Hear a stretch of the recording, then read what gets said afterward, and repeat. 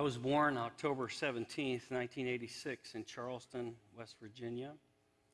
My childhood was spent in St. Albans, first out in Indian Head off Coal River Road, and when I was about 6 years old, we moved to River Bend.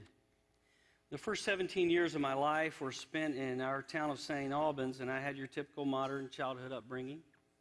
My family consisted of my father and mother and older brother and twin sisters that are 2 years younger, making me the middle child.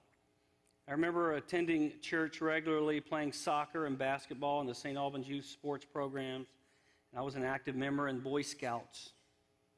For the most part, I spent my days at Lakewood Elementary and came home and delivered newspapers for the Daily Mail. I spent evenings playing Spotlight or jumping on trampolines with my friends. Even with all this going on in my life, though, I remember always feeling less than. My sense of security was drastically altered when my parents divorced when I was in 6th grade. I remember feeling like I had been deceived and that all adults, particularly authority figures, were liars. Outside circumstances fueled my internal discontentment and irritability. I sought escape from reality but didn't understand it at the time. It was around this time that I had a minor ingrown toenail surgery. I remember the elderly podiatrist telling me that he was prescribing me a powerful pain medication and that when I took it I would feel dizzy and nauseous. When I got home, I took one of the pain pills and laid down to rest, and about 20 minutes later something funny happened. I began to feel good. Not only did the physical pain subside with no dizziness or nausea, but the mental pain disappeared as well. There was no more feeling uncomfortable in my own skin. The anxiety and depression ceased, and for the first time, I felt normal. I didn't know it at the time, but my brain stored that experience as a successful method for treating my irritability, my restlessness, and discontentment. From that moment on, I knew that there was a solution to my problem, but the solution soon became the problem. The time I spent at Hayes Junior High School was what I call my honeymoon period with drugs and alcohol. From grades 7 through 9, I experimented with different substances and partied with my friends on the weekends. My addiction was still in its infancy, so I was able to maintain good grades in school as well as have a social life. Looking back on it, though, I now see that the signs were there. I withdrew from sports. I began shoplifting from stores, and my taste in music and movies always veered towards the subject matter that glamorized the negative lifestyle I was aspiring to. And my addiction gradually became more apparent when I began attending St. Albans High School. I started receiving consequences as a direct result of this disease. My attendance at school became a regular issue. I got caught stealing liquor from Rite Aid. I was busted for shoplifting movies from Kroger. I even got a DUI when I was 16 while attempting to break into Smoker Friendly in Southridge. My parents did everything they could think of to help me. I was sent to rehab facilities, numerous psychiatrists and psychologists, and eventually was shipped back and forth between parents' houses. Nothing worked, not even the geographical changes. I once moved to Anchorage, Alaska for the winter to get away from all the problems of my town, but the problem was me, and I took it wherever I went. I managed to graduate high school with decent grades and tried college, but I wasn't ready. My focus was on getting high. A year later, I sobered up for a couple of months and tried to get back into school, but withdrew within 2 months. I began working minimum wage jobs and just barely existing. Life for me seemed hopeless and pointless. I used to think that if there was a God, why would He create me and sentence me to this miserable existence? Any prayers that came out of my mouth were either to help me get out of some kind of trouble or to help me find my next fix.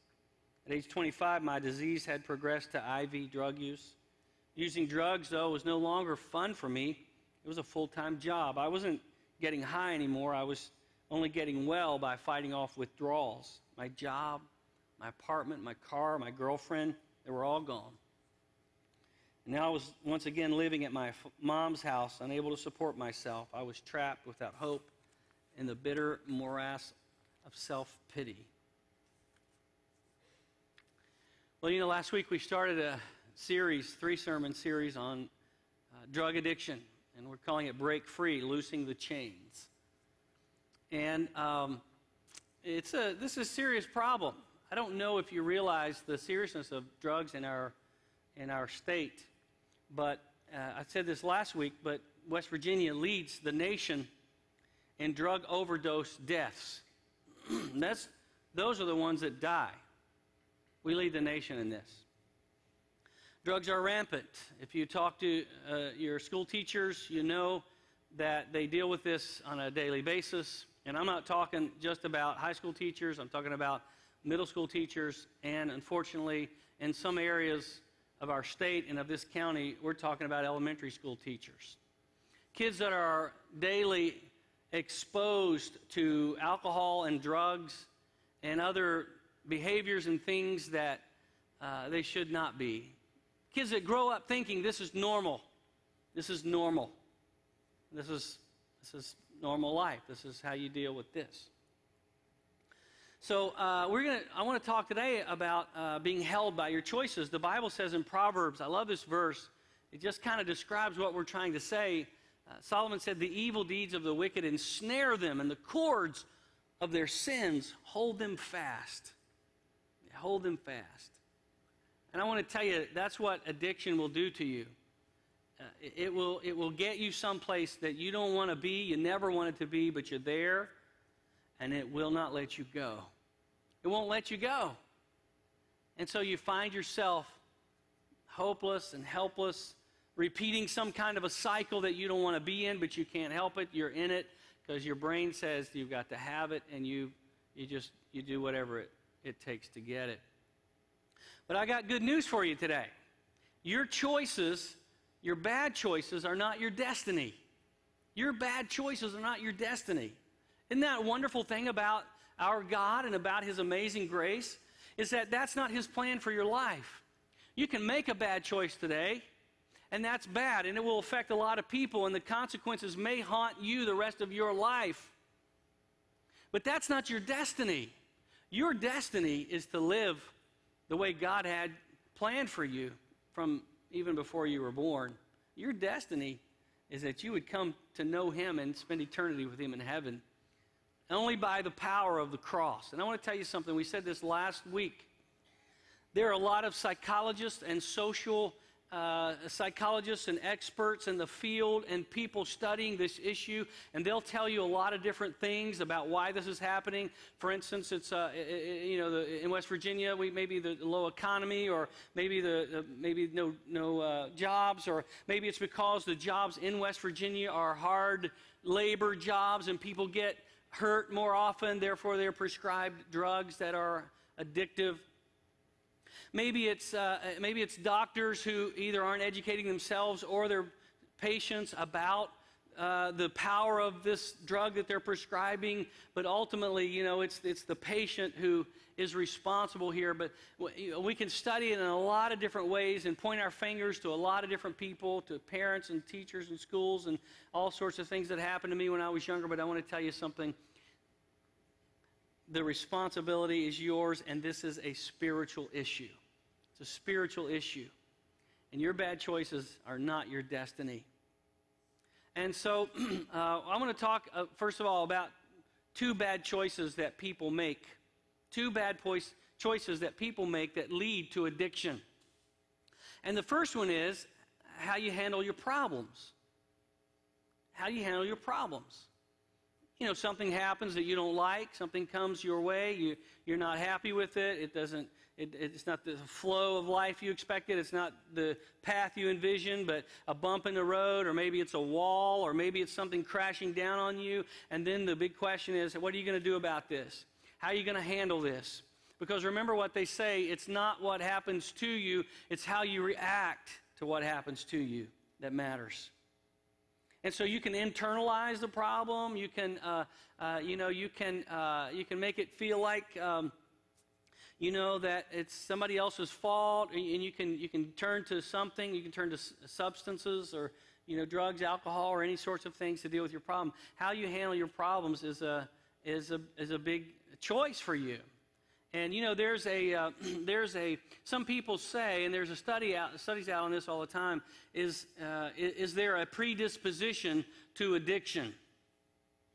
In other words, are there some people and some personalities that are predisposed to become addicted to something.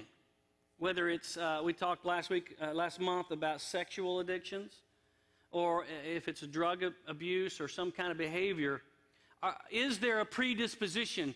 Are there some people who just can't help it?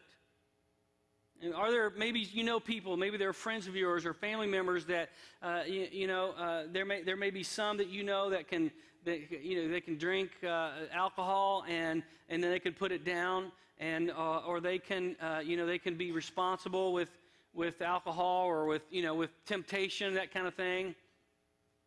And then there are some people who, if they take one sip, they are somehow pushed, over the edge, and it was none of their doing. I've met people that say they have a predisposition to that they, I forget what they call that, but they just feel like if they took one sip, it would be back into that or into that for the first time. Well, they've done studies about this, and they've really, what they've done is they've studied twins. They've studied identical and fraternal twins. And they've tried to determine if there's a genetic link to this, then identical twins should both either be alcoholics or not alcoholics. And fraternal twins, there should be some difference. And to make a long study short, what they've determined is that it's about 50-50. About 50% of people who are addicted, about 50% of their addiction, 50% of it was because they were predisposed to that. In other words, and they broadened that category of genetics to include how they were brought up. Were they around it when they were kids? Were there a lot of folks around them drinking or doing drugs? Was there alcohol in the fridge when they were growing up? Was it just a common thing? Did they talk about it and joke about it all the time around them? Their upbringing, what they heard, all those things contributed to who they were, their makeup, and so many people were predisposed to that. But the other 50% of the decision to be, that leads to addiction had to do with poor coping skills. In other words, there were people who couldn't handle their problem. They couldn't cope with it, and so they act inwardly or outwardly in some kind of way that leads to a substance or some kind of a deviant behavior. Here's what I want you to know. If you do something enough times, you can rewire your brain. You can rewire your brain into thinking that what you're doing is normal. You can rewire it. If you're around something as a baby or as a kid all your life, that's normal because your brain accepts that. That's what's always been. That's what always will be. That's normal stuff.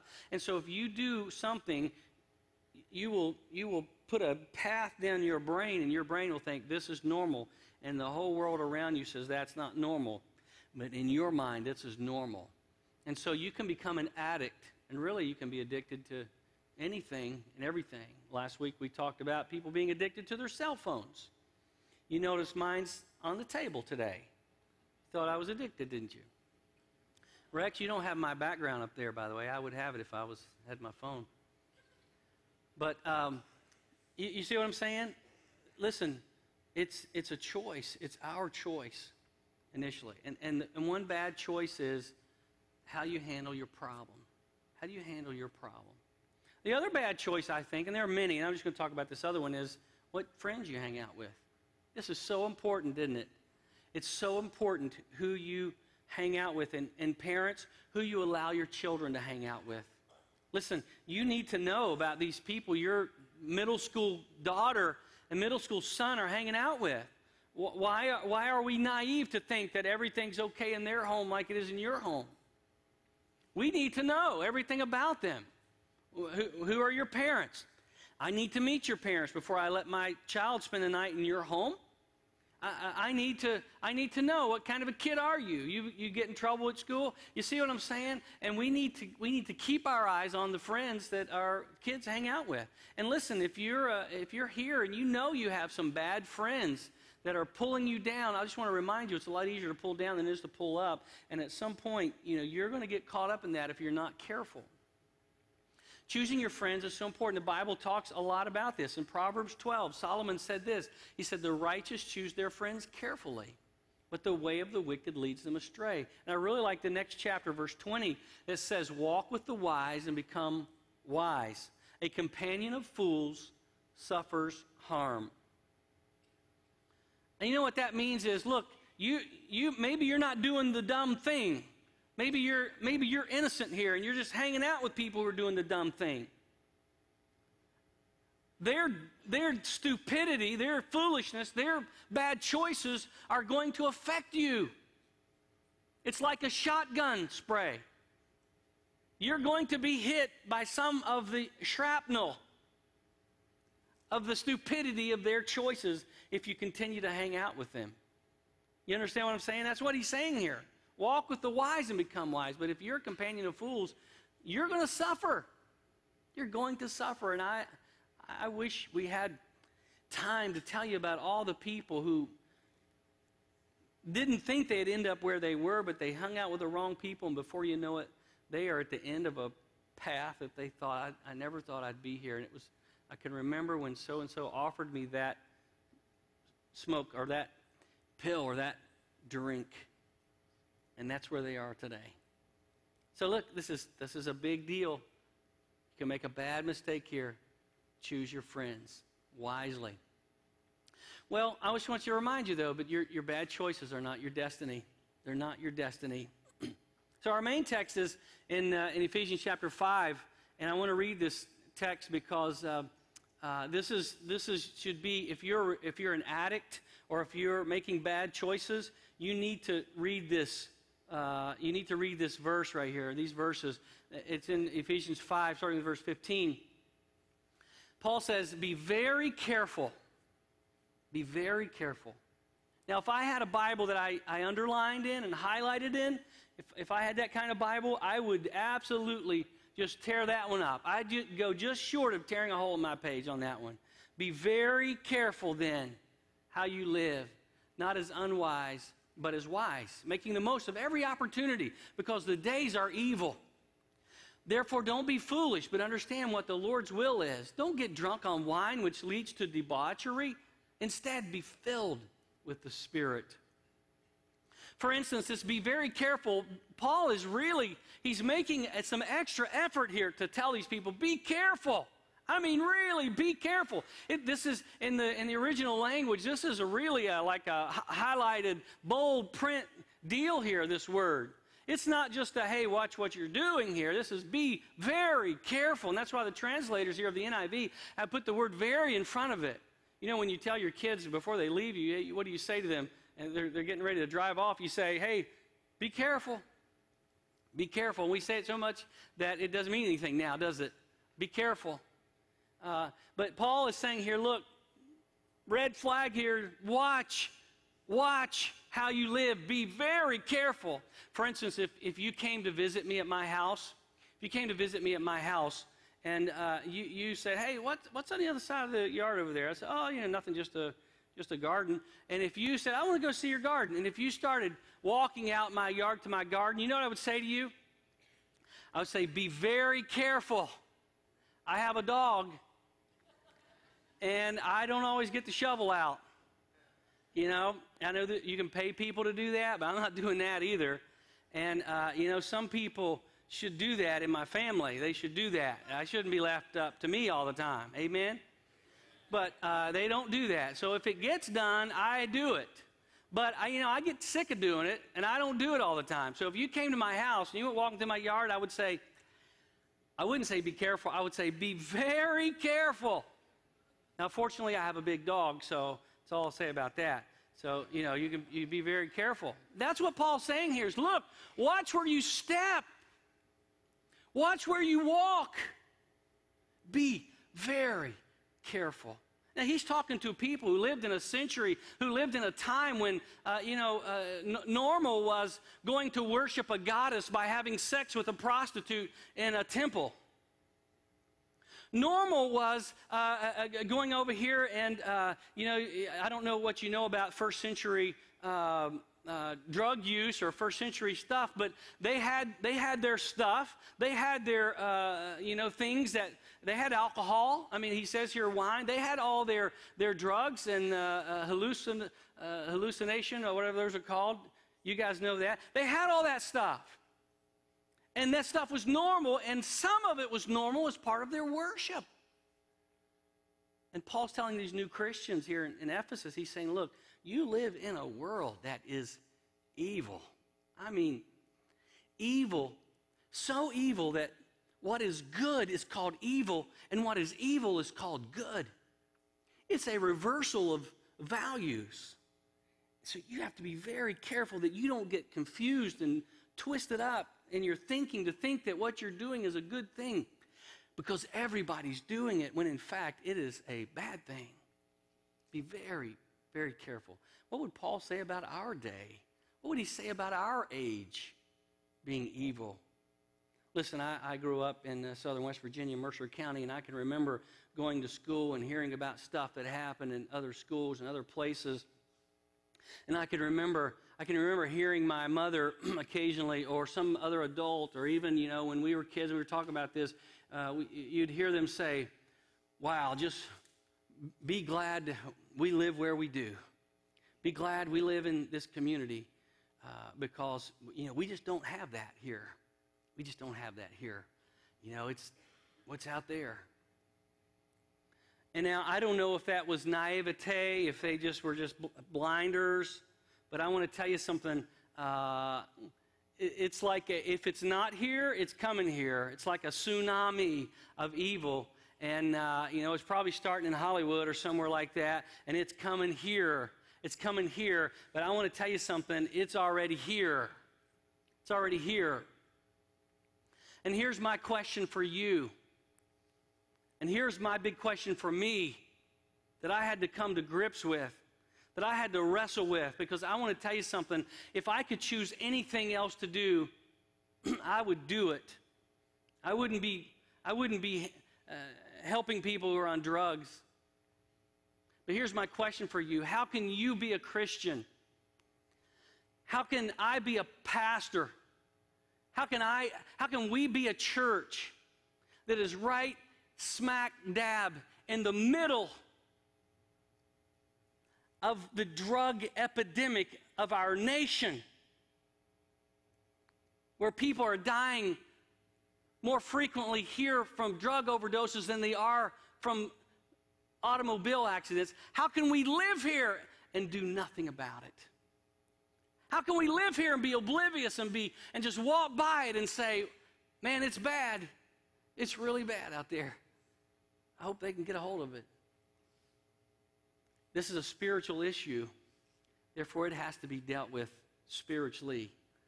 And when you have spiritual issues and spiritual problems, there's only one solution, and that's the blood of Jesus Christ. So that's why in August we are offering a recovery group. And if you have a recovering addict of any kind, I want to encourage you to be a part of this group.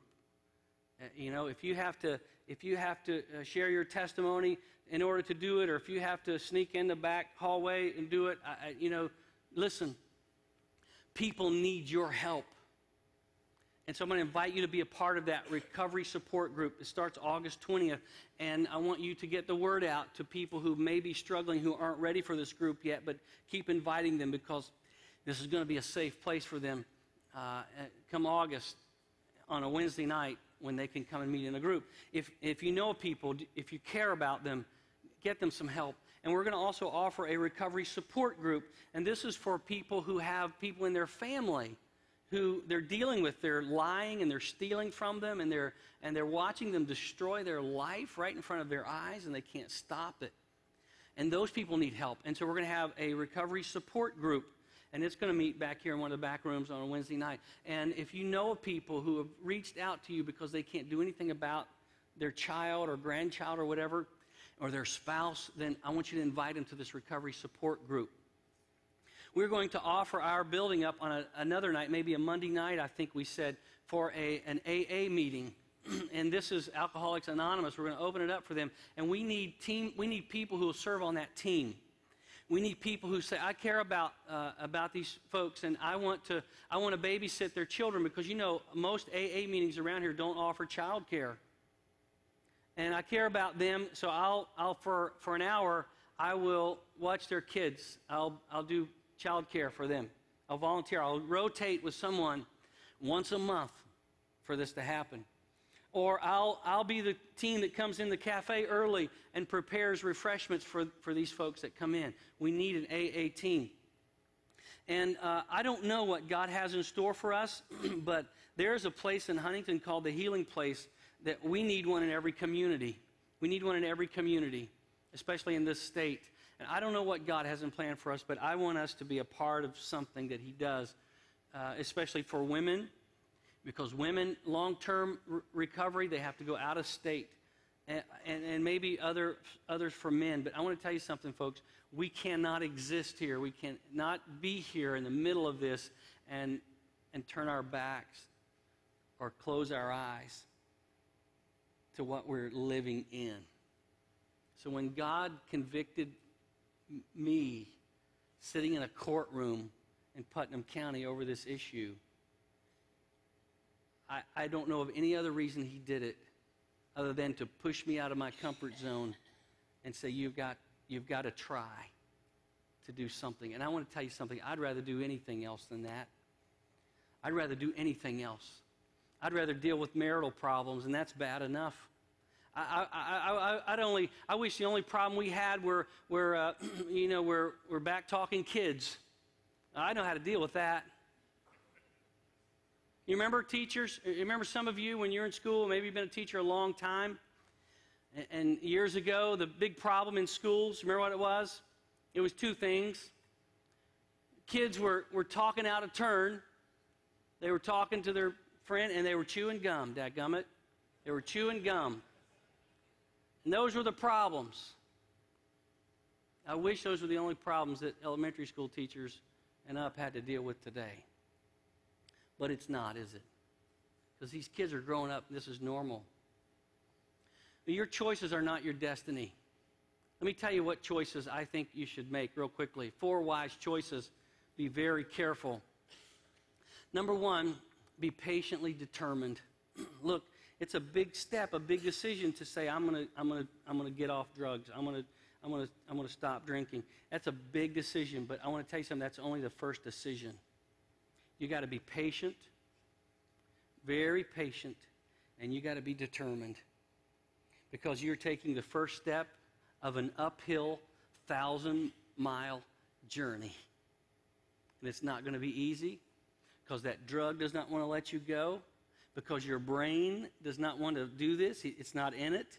It's like when many of us wake up at 6:30 and say, I need to go exercise, and your brain says, no, you don't. No, you don't. You're looking good. Just lay there another 30. And you know how that feeling is? You got to fight through that. You got to get up. You got to do it. And when you're on drugs, you multiply that feeling by 1,000,000. And your brain says, no, that's not normal. What you've been doing is normal. Be patient. Be determined. You've got to. There's an interesting verse in the Gospel of Luke that I just find just very interesting, and I don't even understand it yet. But it has some bearing here. Luke records Jesus saying something to Peter, who was known as Simon Peter.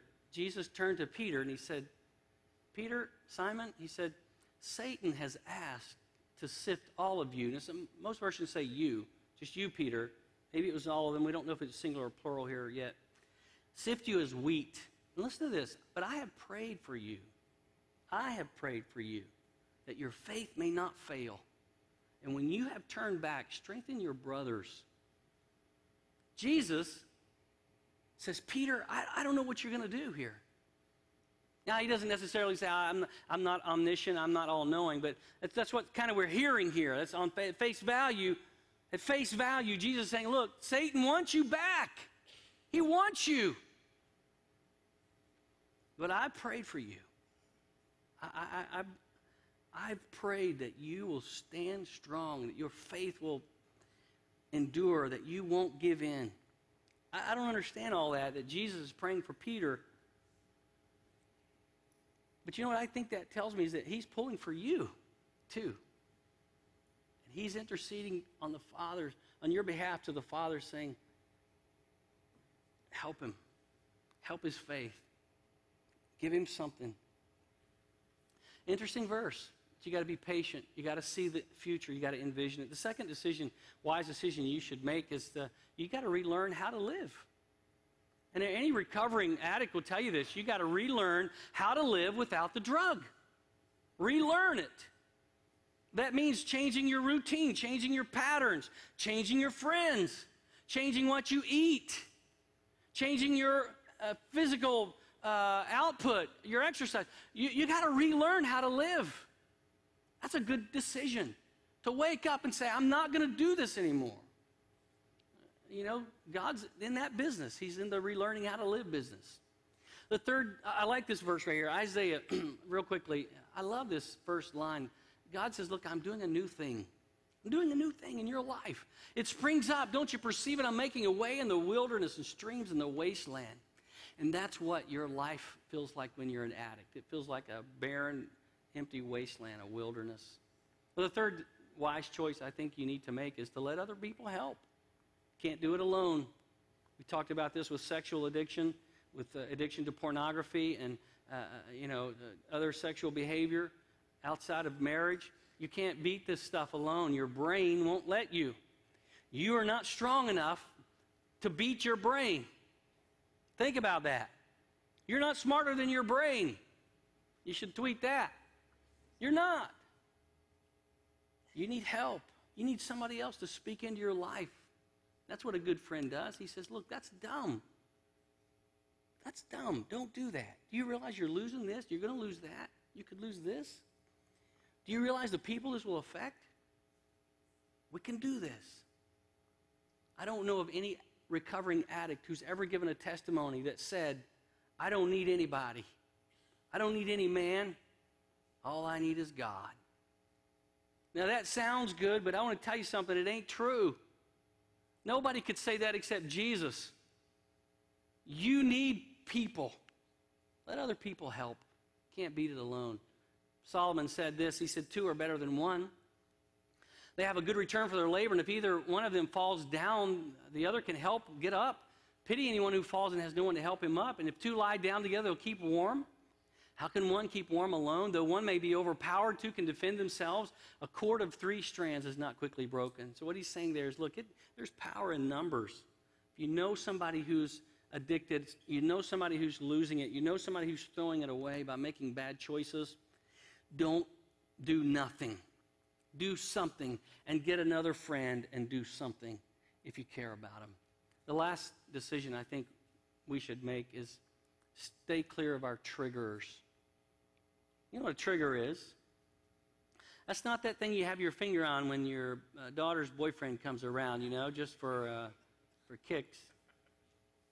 If you're a recovering addict or if you're someone who is an alcoholic or someone, you know what I'm talking about. There are certain situations in your life. There are certain circumstances and certain people you're with and certain places where you just feel an inclination to do what you used to be doing. It's the environment that says this is normal. That's a trigger. You need to stay away from them. Maybe it's late at night when you're tired, you're on the internet. Stay away from it. Whatever it is, God has given you common sense. God has shown you that your choices are not your destiny. God has given you the Holy Spirit if you're a Christian. He has given you everything you need to say, I'm going to be smart about this. I'm going to be very careful. I'm going to be wise. And I'm going to take care of that before I even get there. I'm not even going to get to my trigger. I'm not going to let it happen. So I think that's what we have to do. So Nick writes, one morning I woke up sick and I caught a glimpse of my reflection in the bedroom mirror. My skin was pale, my eyes had dark circles. I felt as terrible as I looked. I remember not recognizing myself and thinking in my head, if there is a God, then please help me. A few days later, my mom told me she wasn't going to watch me die anymore. I either had to find a rehab to go to or live on the streets. This was the ultimatum that saved my life. That was the day that she chose to start loving me to life instead of loving me to death through enabling. I'm convinced that if she hadn't done that, I would either be in dead today or in jail. So I called the Healing Place of Huntington, a long-term men's drug and alcohol rehab facility, late that night, and I begged the man on the phone for a bed. He told me to show up the next morning with my belongings, that I wasn't guaranteed a bed, but if I showed that much willingness, then they would consider letting me stay. So with only a suitcase full of clothes and a heart full of fear, I was dropped off there on April 13th, 2012. I look back at that day now as the beginning of my liberation from this enslavement called addiction. Once there, I noticed something. These guys were telling stories that were similar to mine. They would talk about the hopelessness they felt, the consequences they had acquired in active addiction, and the path of recovery they walked to get out of it all. And something amazing happened. I related to them. Suddenly, I stopped comparing myself to them and started identifying myself with them. And this started a process of chipping away at that terminal feeling that fueled my seemingly hopeless condition. One of the first things taught to me was that drugs and alcohol were not my problem. They were the solution to my problem, but they were a bad solution. The problem was me. The problem was my thinking. And once I addressed the problem, the solution to get high never crossed my mind again. From that day forward, I came to believe in this program. I believed that if I did what these people did, if I followed their path, I would get what they had. They assured me that it was simple but not easy. It was not for the weak, and it's for people like me who were sick and tired of being sick and tired. It's for the people who are willing to go to any length for their recovery. So they introduced me to a design for living that enables me to be happy, joyous, and free. And today I know what serenity is, and I have peace of mind. And above all else, the Healing Place facilitated my relationship with God. One of the first suggestions I took was to pray. You see, the only prayers I was used to praying were to benefit myself. I would pray to not get in trouble or pray not to be sick from withdrawals, but that was the extent of my spiritual life. They told me to start small, start praying for help to be sober. Do that in the morning and thank God at night if I made it through the day. That was simple enough, and I could handle it. They said that even if I didn't believe, all I had to do was express a willingness to believe, and I would commence to get results, and I surely did. The mental obsession began to lift, and for the first time in my life, I was able to start thinking somewhat clearly. While there, I was able to identify and eliminate the things that were blocking me off from God. My whole life, I sought happiness through the outside world. I used material things like drugs and money and women to fill a spiritual void in me. It didn't work. A friend of mine told me early on in my recovery, he said, "You have a God-sized hole in you, and nothing else can fill it but God. Work on your relationship with Him first and foremost, and everything else will fall into place." My time at the Healing Place was spiritual kindergarten. Years of resentment and closed-mindedness that had built up those walls in me slowly started slipping away as I began to work on my relationship. I was told to ask for God's help with the impossible and then do the possible. To pray as if everything depended on God and work as if everything depended on me. When I was about 22 months sober, I still felt like something was missing. I had come a long way from being an atheist to being spiritually minded, but I didn't quite feel whole. It seems like out of nowhere and for no apparent reason, I began ending my prayers in Jesus' name. Then I noticed that I started talking directly to Jesus. When I meditated, the right thought or action became more clear and apparent because of this. My conception of God was evolving, and so I called my spiritual advisor and told him what was going on with me, and we met immediately. We prayed. And he says, I accepted Jesus as my Lord and Savior and was baptized in a freezing cold lake. He says, I didn't want to get in that cold April water, but then I thought, Nick, when you're getting high, if someone offered you some pills, you'd have jumped in that lake. You'd done it for dope, now do it for hope. Later that same evening, I went to the Healing Place and celebrated 2 years of sobriety, and now my life is better than I ever had planned. He says, but the only way that I can keep any serenity is by giving it away. If anything sums up my experience and transpires hope, it's the following passage from an anonymous 12-step book. Nothing, absolutely nothing happens in God's world by mistake. Till I could accept my alcoholism, I could not stay sober. Unless I accept life completely on life's terms, I cannot be happy. I need to concentrate not so much on what needs to be changed in the world as on what needs to be changed in me, in my attitudes, unquote. He says, I can hardly wait to see what happens next. Maybe you know Nick. Maybe you know others like him. Maybe you are him. I want to invite you to the journey of recovery. You don't have to be held by your choices, because your choices are not your destiny. Stand up with me. I'm going to pray, and then we're going to sing a closing song. And if you're here today and you want to talk to me about a decision in your life to accept Christ for the first time, to follow that up with baptism, to rededicate your life, you need prayer for somebody or something, to put membership roots down here, you come talk to me as we sing. Lord, thank you today for your goodness and grace. I pray right now for those in this room who are struggling with addiction, or those who have others in their family who are struggling with addiction. I pray, God, that you would give them hope and show them the way. I pray, God, that you would let them to see that their choices are not their destiny. That's my prayer, God. I offer it today in the name of Christ. Amen.